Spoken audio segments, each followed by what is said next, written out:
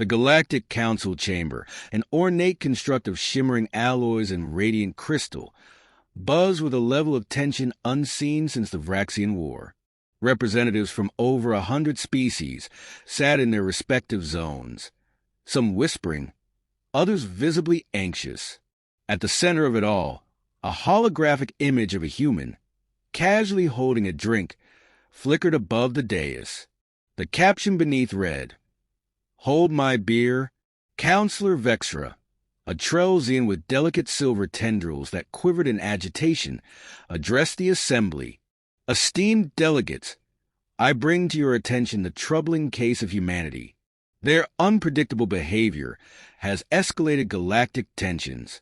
They are ingenious, yes, but reckless. And as we've all witnessed, dangerously effective." The chamber erupted into a cacophony of agreement and dissent. A hulking Galaxian slammed his three-fingered hand against the table. "Effective? They dismantled half of our fleet because someone dared them to. Dared them. This isn't strategy. It's chaos." Vexra raised a tendril to silence the room. "Let me recount the incident on Trellsia Prime. Perhaps then we can decide whether to treat humanity as an asset or a threat." 3 months prior, Captain Ethan Rourke stepped onto the dusty surface of Trellsia Prime, the twin suns casting a harsh glow over the barren terrain. He adjusted his jacket, a battered relic from Earth's military surplus, and squinted at the group of anxious Trellsians waiting to greet him. At the forefront stood Vexra, her silver tendrils dimmer than usual, a sign of extreme stress. "Captain Rourke, we're grateful for your swift arrival," she began, her voice a melodic hum. "Our planetary defense grid has been sabotaged. Without it, we are defenseless against the Vraxian Armada. We are desperate." Ethan glanced at his crew. Lieutenant Marcus Steele, his stoic second-in-command, was already scanning the horizon. Dr. Adrian Shaw, the team's tech specialist, muttered something about primitive tech as he adjusted the scanner on his wrist. Private First Class Noah Grant, the youngest member of the team, was busy unpacking a drone, his movements quick and efficient. "Well," Ethan said, his tone casual but confident, "let's see what we're working with." The Trellsian facility was a labyrinth of ancient technology, its once brilliant systems now reduced to sputtering sparks and half-melted conduits. Ethan's crew fanned out, assessing the damage. "It's a miracle this place hasn't collapsed on itself," Adrian muttered, running a hand through his unruly hair. "Captain, this isn't just sabotage. It's intentional degradation. Whoever did this wanted to make sure no one could fix it." Ethan crouched beside a mangled console, his sharp blue eyes scanning the damage. "But they didn't count on us," he said with a grin. Vexra tilted her head, her tendrils lifting slightly in confusion. "You believe you can repair this? Our own engineers deemed it impossible." Ethan straightened, brushing dust from his hands. "Impossible's just another word for needs a better plan. Steele, Grant, you're on structural integrity. Shaw, you're with me. Let's get this baby humming again." The humans worked tirelessly, their methods unconventional to say the least, where the Trellsians relied on precision and adherence to protocol. Ethan's crew embraced creativity and improvisation.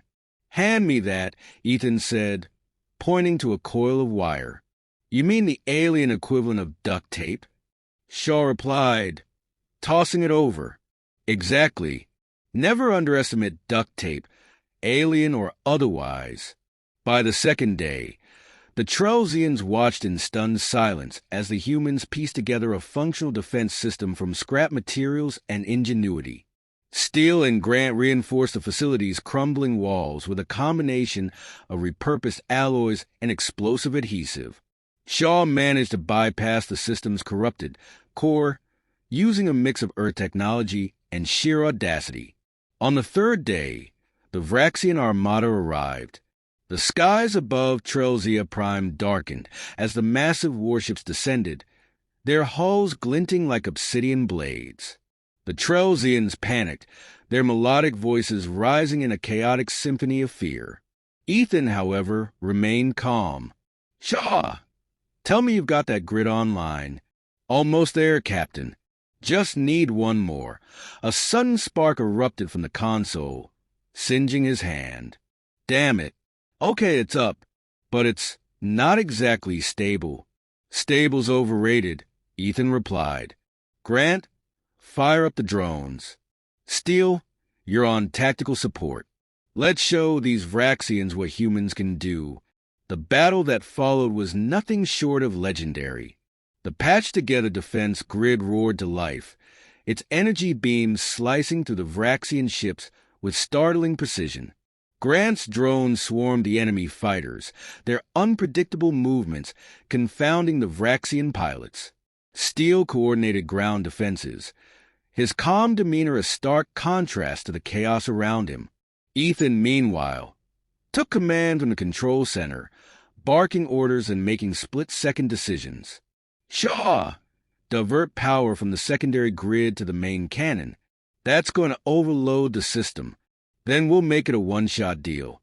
"Do it." The resulting blast tore to the Vraxian flagship, sending the remaining ships retreating into hyperspace. Cheers erupted across the facility as the humans collapsed into exhausted heaps. Vexra approached Ethan, her tendrils glowing with a mixture of gratitude and disbelief. You saved us. But at what cost? Your methods were reckless, dangerous, effective, Ethan interrupted, flashing his trademark grin. "You wanted results. We delivered." As Vexra concluded her accounting to the Galactic Council, the chamber fell silent. "They saved your planet," a representative from the Kralian sector said, breaking the quiet. "And yet you call them a threat?" "They are both," Vexra replied.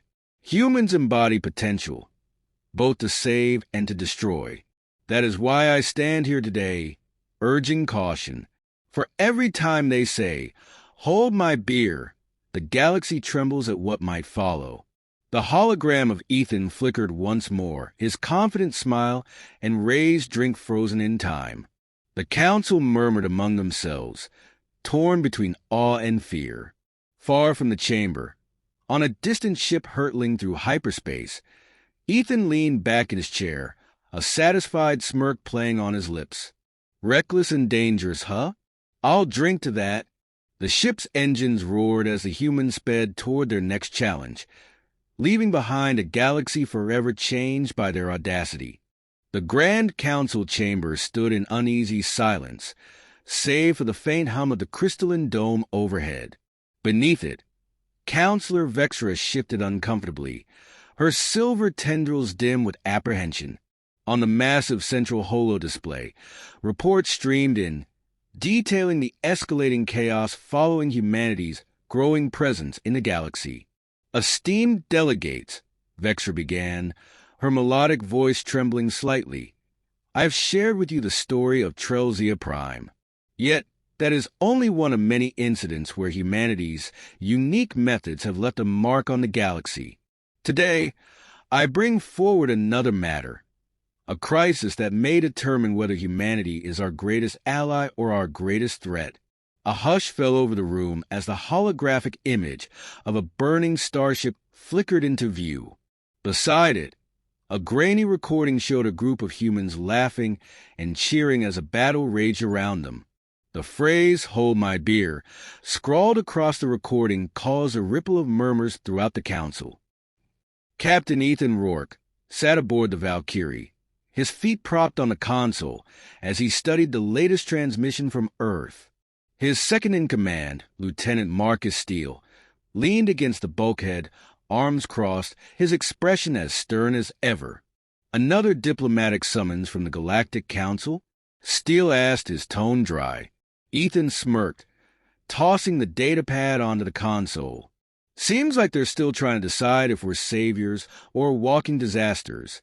"They're not wrong about the disaster part," Adrian Shaw quipped from his workstation, his hands deftly recalibrating a scanner. "I mean, who else would turn an asteroid into a railgun?" That asteroid saved a colony, Ethan retorted, his grin widening. Besides, improvisation is what we do best. Steele sighed. Improvisation is why the Council keeps raising our threat level. Do you know they flagged our ships as potential catastrophic entities? Before Ethan could respond, the comm panel chirped, and a holographic image of a Xylax hive ship appeared. The crew straightened immediately. The Xylax were no ordinary adversaries. They were a hive mind species known for their relentless invasions and brutal efficiency. Ethan's demeanor shifted, his easygoing grin replaced by focused intensity. What's the situation? Dr. Shaw pulled up additional data. Looks like the Xylax have begun targeting outer rim colonies. The Council sent out a distress signal to all available forces. Guess who was first on the list? Ethan's eyes narrowed as he studied the data. The Council's desperate if they're calling us in. Steele, prep the crew. Shaw, get the tactical systems online. Grant, ready the drones. We're jumping into the thick of it. As the crew sprang into action, Steele approached Ethan. You know this is a trap, right? The Council doesn't trust us. They're probably hoping we either solve their problem or become part of the collateral damage. Ethan's grin returned, though it was sharper now. Then let's make sure we give them a show they won't forget. The Valkyrie dropped out of hyperspace above Phaedra 4, a colony world already under siege. The Xylax hive ships, massive and insectoid in design, swarmed the planet like locusts, their bioluminescent exteriors pulsing with ominous light. Grant, deploy the drones, Ethan ordered, his voice steady. Shaw, I need a scan of their formation. Steele, coordinate with the colony's defenses. What's left of them? The Valkyrie roared into action, its sleek frame darting through enemy fire. Grant's drones zipped into the fray, their unpredictable movements creating chaos among the Xylax fighters. Steele's calm, measured commands brought order to the colony's scattered defenses, while Shaw's tactical insights pinpointed vulnerabilities in the Xylax fleet. Captain, Shaw called out, his tone grim, I'm picking up a massive energy surge from the Hive flagship. They're preparing to deploy some kind of planetary disruptor. If they succeed, Phaedra 4 is done for. Ethan's jaw tightened. Options. We could try a direct assault, Steele suggested, though his tone indicated his doubts. But their shields are near impenetrable. It would be suicide. Ethan's gaze flicked to the tactical display, his mind racing. Then, a slow smile spread across his face. What if we don't go through their shields? Shaw frowned. You're not seriously suggesting. Oh, I'm serious, Ethan interrupted. We're going in through their exhaust ports. Shaw, can you rig the drones to carry EMP charges? Shaw's eyes widened. It's risky. They might not survive long enough to reach the target. That's why with a backup, Ethan said, standing and cracking his knuckles. Grant, prep the dropship. Steele, you're with me. Shaw, keep the Valkyrie running interference. As the team launched their daring assault, the Council watched from afar, monitoring the battle through a live feed. Vexra's tendrils quivered as she observed the humans' audacious plan. They're mad, a Kralian delegate muttered. Mad, Vexra replied, her tone conflicted, but effective. Inside the Xylax flagship, the air was thick with the acrid scent of bioluminescent slime and the constant hum of the hive's neural network. Ethan and Steele moved quickly, their weapons cutting down Xylax drones as they advanced toward the disruptor's core. Grant, status on the drones? Ethan asked over the comm. Half of them made it to the exhaust ports, Grant replied, his voice strained. But the EMP charges are ready to blow on your signal. Hold until we're clear, Ethan ordered.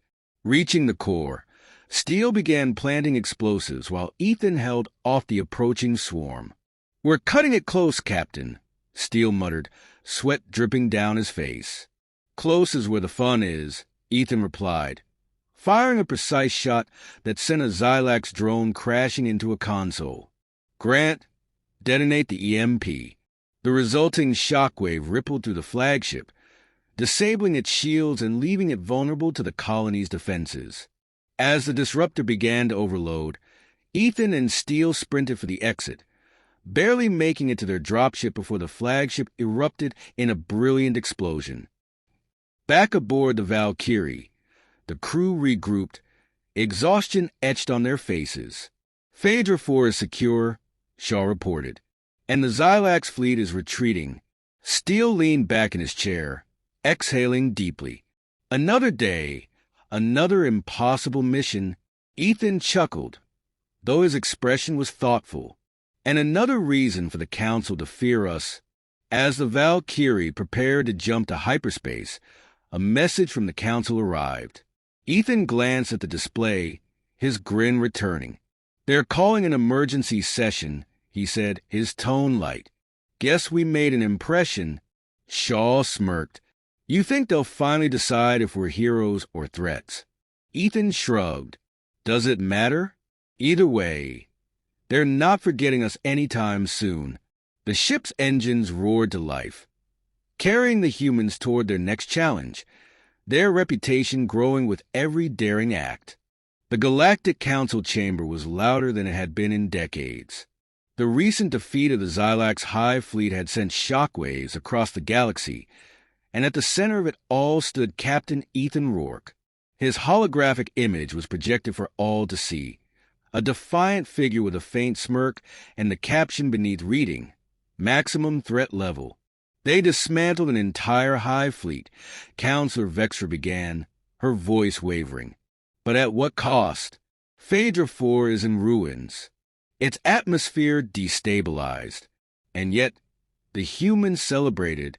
Counselor Maltrack, a towering Galaxian, leaned forward, his metallic exoskeleton gleaming in the chamber's light. And what of the Xylax? They retreated to the outer rim. Would you prefer we debate strategy while they consume our colonies unchecked? The humans acted, and they succeeded. The problem isn't their success, Vextra countered. It's their recklessness. Do you think their luck will hold forever? Aboard the Valkyrie, Ethan listened to the Council's debate through a secure transmission. He leaned back in his chair, one boot propped on the console, and smirked as the arguments played out. "Still at it, huh?" Adrian Shaw said, glancing up from the engine diagnostics. "They love talking about us," Ethan replied, swirling a cup of coffee in his hand. "The question is whether they're talking about metals or containment fields." Lieutenant Steele entered the room, his expression grim. "Captain, we've intercepted a distress call. It's from the Zarnak system. The Xylax are launching a full-scale invasion." Ethan's smirk vanished. "Pull up the details." On the central display, a map of the Zarnak system appeared, dotted with the unmistakable signatures of Xylax ships. The hive mind was retaliating, targeting one of the galaxy's most critical supply hubs. "That's not just an invasion," Shaw muttered. "That's a scorched earth campaign. They're planning to cut off half the galaxy's supply lines." Ethan stood, his mind already racing. "Steele, rally the crew." "Shaw, get the weapons and shields prepped. We're not sitting this one out." The Valkyrie arrived at the Zarnak system to find it already under siege. Massive Xylax ships blotted out the stars, their pulsating bioluminescence casting an eerie glow over the planet below. The colony's defenses were crumbling, its orbital platforms reduced to smoldering wreckage. "Grant, deploy the drones," Ethan commanded, his voice steady. "Shaw, focus targeting on their smaller ships." "Steele, get me a comm link with the colony leader." The comm crackled to life, and a panicked voice filled the bridge. "This is Governor Terras of Zarnak Prime. We're holding out as best we can, but our shields won't last another hour." "They'll last," Ethan replied confidently. "We're here to buy you time. Evacuate as many civilians as you can. The governor hesitated. Captain Rourke, you can't possibly. Governor, Ethan interrupted, if we didn't think we could do the impossible, we wouldn't be here. Focus on your people. We'll handle the Xylax. The Valkyrie dove into the fray, weaving through enemy fire with an agility that defied logic. Grant's drones swarmed the Xylax fighters, their erratic movements disrupting the hive mind's coordination. Steel directed precision strikes against the hive ship's weak points, while Shaw worked tirelessly to keep the ship systems online. Captain, Shaw called out, his tone urgent, I'm detecting a massive energy buildup on their flagship. Looks like another disruptor, but this one's big enough to take out the entire colony. Ethan's jaw tightened. Then we take it out first. How? Steele asked, his voice calm but tense. Ethan's gaze settled on the tactical display, a plan forming in his mind. We use their own strength against them. Shaw! Can we overload their disruptor core? Shaw's eyes widened. You mean sabotage it from the inside? It's risky as hell, but yeah, it's possible. Then let's make it happen, Ethan said. Steele, you're with me. Grant, cover our approach. Shaw! Keep the ship running interference. We're taking the dropship. Boarding the Xylax flagship was a desperate gamble.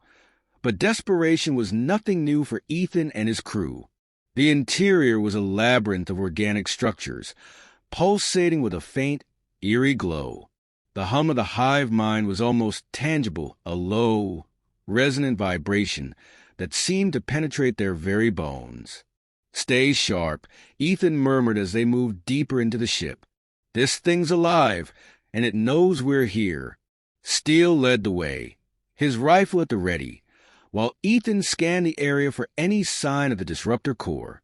The air grew heavier as they approached, the vibrations intensifying with every step.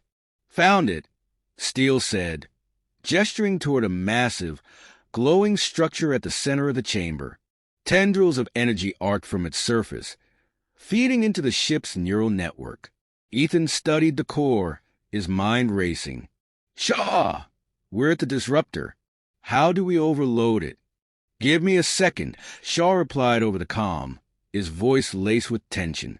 Okay, there's a feedback loop in their energy grid. If you can sever those tendrils, the core should implode on itself. Should? Steele asked, raising an eyebrow.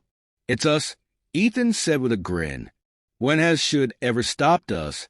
Working quickly, they planted charges on the tendrils, the core's glow intensifying with each severed connection. The hive mind reacted violently, drones pouring into the chamber in a desperate attempt to stop them. Steele, hold them off, Ethan shouted, setting the final charge. Steele nodded, his rifle barking as he held the line. Ethan activated the detonator, and a deafening roar shook the chamber as the core began to collapse. Time to go, Ethan yelled, grabbing Steele's arm and pulling him toward the exit. They barely made it back to the dropship as the flagship erupted in a brilliant cascade of light, the implosion consuming the remaining Xylax fleet in its wake. Back aboard the Valkyrie, the crew watched as the colony's defenders mopped up the last of the retreating Xylax fighters. Cheers erupted across the bridge, but Ethan's expression remained serious. This isn't over, he said quietly, his gaze fixed on the view screen. Steele nodded. The Xylax will regroup, and the Council will have even more reasons to call us reckless. Ethan smirked, though it didn't quite reach his eyes. Let them. They can call us whatever they want, as long as the galaxy survives. In the days that followed, the phrase, "Hold my beer," became a rallying cry, not just for humans, but for all who valued courage in the face of impossible odds. The Council, reluctant though they were, acknowledged humanity's role in saving the galaxy once again. They are reckless, Vexra admitted during the Council's final meeting, but they are also indispensable. Perhaps that is what we fear most. Far from the Council's deliberations, aboard a ship hurtling toward its next challenge, Captain Ethan Rourke raised a glass, his trademark grin firmly in place. "To the galaxy," he said, "and to doing the impossible." The crew clinked their glasses, ready for whatever came next.